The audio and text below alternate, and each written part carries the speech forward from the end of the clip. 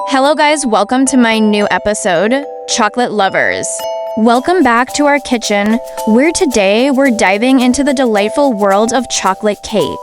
If you've ever craved a rich, moist slice of chocolate goodness, you're in for a treat.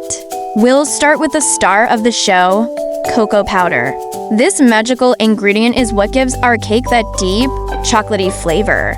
Combine it with flour, sugar, baking powder, and a pinch of salt for the perfect dry mix. In another bowl, whisk together eggs, milk, and melted butter until it's all smooth and creamy. Now, it's time to bring it all together.